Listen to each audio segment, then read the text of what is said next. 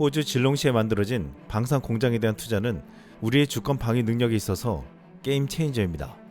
2019년에 이 프로젝트를 중단하기로 한 노동당의 무모한 결정을 뒤집었고 우리는 역사를 만들었습니다. 최근 하나 에어로스페이스의 호주 현지 생산 공장이 완공되었습니다. 지난 8월 23일 하나 에어로스페이스는 호주 빅토리아주 질롱시에 K9 자주포와 레드백을 생산하는 현지 공장 HAS를 완공했다고 밝혔습니다. HAS는 한국 방산기업 중 최초로 지어진 해외 생산기지로 의미하는 바가 엄청나다고 했습니다. 하나 에어로스페이스는 이 공장에서 오커스, 미국, 영국, 호주 및 파이브아이즈, 미국, 영국, 캐나다, 호주, 뉴질랜드 시장 진출에 박차를 가하겠다는 포부를 밝혔습니다. 또한 전세계적인 지정학적 위기로 유럽을 비롯해 주요 동맹국의 생산기지로 활용하겠다고 했습니다. 한국은 최근 방산 수출 전력으로 기술 이전과 현지 생산을 가장 큰 카드 중 하나로 쓰고 있는데 앞으로 호주 HAS는 가장 좋은 표본이 될 것이라고 했습니다. 이번 소식을 가장 먼저 전달하며 큰 관심을 보이는 나라는 루마니아였습니다. 루마니아는 최근 K9 자주포 53은 1조 3천억 원어치를 구매했고 앞으로 레드백 장갑차도 도입하려 하는데 한국은 루마니아에 이 한국산 무기들에 대한 현지 생산을 약속했기 때문입니다. 한국이 호주에 거대한 현지 생산 공장을 설립한 것처럼 루마니아에도 이 같은 공장이 건설되어 최고의 한국산 무기를 도입하는 동시에 자국의 방위산업과 지역 경제까지 살릴 수 있다는 너무나도 매력적인 제안으로 보고 있습니다. 디펜스 루마니아는 지난 23일 이 소식을 전하면서 유럽에서 루마니아는 레드백 전투 차량이 생산되는 세계 두 번째 중심지일 수 있습니다. 라는 제목으로 기사를 보도했습니다. 이 매체는 루마니아가 K9 자주포를 도입하면서 초도 물량을 제외하고 나머지는 현지에서 생산되어 현지 공급업체의 광범위한 참여를 통해 루마니아 방위산업을 크게 활성화할 것으로 기대하고 있다고 했습니다. 또한 레드백 공장이 건설되면 유럽의 생산기지 허브가 될 수 있다는 야심찬 기대를 나타냈습니다. 레드백은 폴란드가 지난 2022년에 테스트를 하면서 가장 먼저 도입을 검토했었는데 2013년 7월에는 루마니아에서도 극비리의 레드백 테스트가 실행되었다고 했습니다. 폴란드가 정권이 교체되면서 2차 계약이 지연되거나 무산될 수 있다는 전망이 나올 때 레드백에 대한 이야기는 사라졌지만 지금 루마니아는 폴란드를 제치고 유럽에서 최초로 레드백을 생산하는 중심지가 되려하고 있습니다. 한국 측은 루마니아 내 사업 기반뿐만 아니라 일자리 창출 등 장기적으로 안정적인 파트너십을 발전시켜 나가겠다는 의지를 보였다고도 했습니다. 이번 호주의 사례는 루마니아에게는 좋은 표본이 되고 있습니다. 질롱시는 과거 GM, 포드 등 대형 자동차 공장이 밀집해 있었던 지역이었지만 호주 시장에서의 판매 부진과 생산 비용 상승으로 적자가 누적되자 현지 생산에서 철수했습니다. 포드는 91년 만에 호주를 떠나면서 1200명의 직원을 해고시켰습니다. GM 또한 69년 만에 호주에서 철수하면서 2900여 명의 실업자를 만들었습니다. 이렇게 전세계 글로벌 자동차 기업들이 생산기지를 구축하며 유지해왔던 질롱시의 경제는 이들이 떠나면서 한순간에 무너졌는데 순식간에 인구 20만의 조용한 목초지 마을로 돌아갔다고 했습니다. 하지만 한국에 무기 공장이 들어서면서 이 지역이 다시 살아날 것이라는 큰 희망을 주고 있습니다. 하나 HAS가 지어진 호주 빅토리아주 정부는 호주 연방정부가 하나와 계약을 체결한 후 생산기지를 유치하기 위해 입찰 경쟁이 상당히 뜨거웠다고 했습니다. 결국 입찰에서 승리한 빅토리아 주정부는 하나 공장 유치가 지역경제에 미칠 파급 효과가 57억 호주 달러, 하나로 약 5조 1,300억 원에 달할 것으로 전망했습니다. 현지 생산 공장의 본격 가동으로 현지인 채용도 늘면서 향후 12년간 질롱에만 1000개 이상의 일자리가 새로 생겨날 것으로 기대하고 있습니다. 또한 현지 전문가들은 하나의 HAS에 국산 보병 전투 차량 129대가 공급되면 1800개의 직접 일자리를 포함해 약 2100개의 일자리가 창출될 것으로 예상하고 있습니다.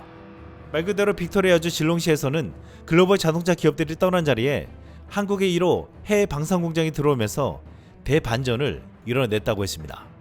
그렇게 많은 국가들과 도시들은 한국산 무기 공장이 들어오면 어떻게 되는지를 목격하며 루마니아를 포함해 많은 유럽국들이 한국 공장을 유치하려 들 것이라고 했습니다.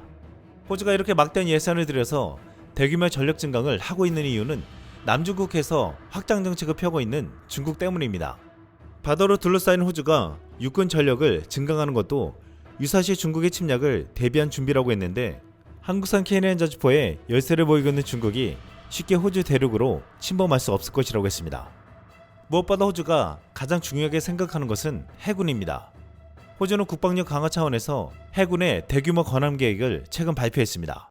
독일산 노후 호위함을 대체하는 3,000톤급 호위함 11척을 건조하는 계획으로 구매국에서 3척, 호주에서 8척을 만들 예정입니다. 무려 10조 원이 들어가는 사업으로 호주 정부는 지난 5월 한국을 비롯해 일본과 독일, 스페인에게 정보 제공 요청서를 보냈습니다. 이번에 가장 치열한 경쟁국은 한국과 일본으로 이번 호주함 수주는 양국에게는 절대 놓쳐서는 안 될 대어로 꼽히고 있습니다. 한국에서는 하나오션과 HD 한국조선해양이 나설 것으로 보이고 있는데 일본에서는 일본 정부가 미쓰비시 중공업을 앞세워 원팀을 꾸려서 우려가 커지고 있습니다. 이번 프로젝트가 중요한 것은 규모뿐만 아니라 캐나다, 폴란드 등에서 나올 다른 군함 수주전에서도 큰 영향을 미칠 수 있기 때문입니다. 미쓰비시가 건조한 모가미급 호위함은 추정가 약 4억 달러로 한국의 대구급, 충남급에 가까운 가격 경쟁력을 갖추고 있습니다.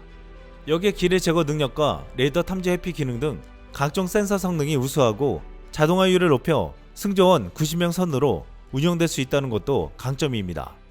그런데 일본 모가미급의 가장 큰 약점은 해외 수출 실적이라고 했습니다. 아직 일본 해에 군함을 수출하거나 해외에서 건조해본 경험이 전혀 없다는 것입니다. 호주 군사매체 ADM은 하나와 HD 현대중공업은 해외 군용 선박 실적이 많지만 미쓰비시는 없다고 비교해서 분석했습니다.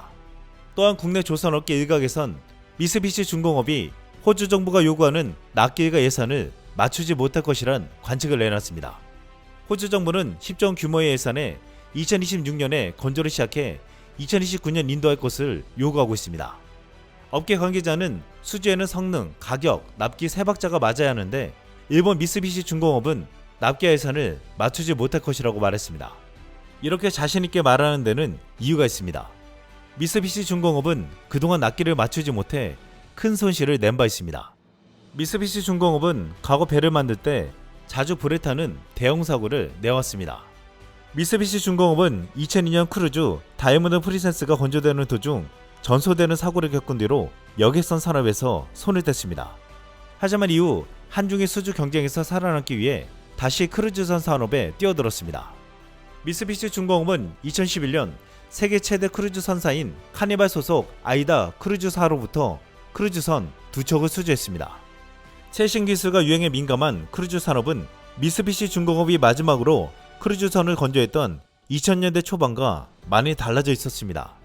미쓰비시 중공업은 객실 설계 단계부터 선제 요구를 제대로 반영하지 못했고 2013년 마무리 예정이었던 선박 설계가 2015년에서야 완성되었습니다.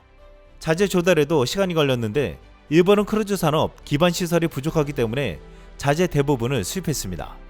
결국 미쓰비시 중공업은 2013년 이후 매년 크루즈선 사업에서 손실을 봤습니다. 선박 건조를 마치고 인도를 앞둔 상황에서 또다시 주요 기기에 결함이 발견되었고 해상 시운전 과정에서 소음관리가 미흡하다는 지적사항이 나왔습니다. 그리고 또다시 화재 사고까지 발생했습니다. 결국 미쓰비시 중공업은 1000억엔의 수전 크루즈선에서 2375억엔, 하나로 2조 5천억 원의 손실을 입었습니다. 또한 미쓰비시 중공업은 2008년 소형 제트 여객기 스페이트 제트 개발 사업에 착수해 전 일본 공수와 일본 항공으로부터 약 300대를 수주했습니다.